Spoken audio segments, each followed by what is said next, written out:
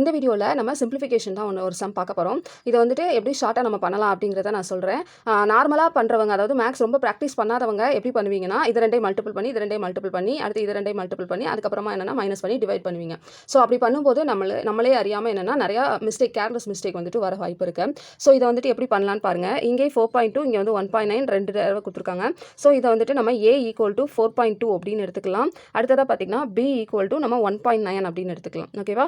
இந்த 2.3 அப்படிங்கிறது பார்த்தீங்கன்னா நம்ம 4.2ல் 1.9 நம்ம மைனஸ் பண்ணோம் அப்படின்னா நமக்கு 2.3 அப்படிங்கிறது கிடைக்கும்.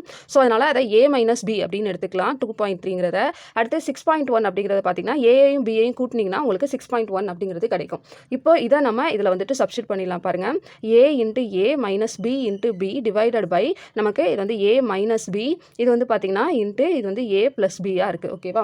இப்போ நம்மளுக்கு A - B A + B அப்படிங்கிறத நம்ம வந்துட்டு என்ன சொல்லலாம், A² - B² ஃபார்முலாவில் வந்துட்டு சொல்லலாம். ஸோ இதை வந்துட்டு பண்ணிடலாம். A × A A², B × B B², A - B × A + B வந்து நம்ம A² - B² உடைய ஃபார்முலா தான். இப்போ இது கேன்சல் ஆயிரும். இப்போ இதை சிம்பிளிஃபை பண்ணால் நமக்கு வந்துட்டு ஆன்சர் 1 தான் கிடைக்கும். நீங்கள் வேணாலும் இந்த வேல்யூவை நீங்கள் மல்டிபிள் பண்ணி செஞ்சு பாருங்கள். ஆன்சர் வந்துட்டு 1 தான் கிடைக்கும். தேங்க்யூ.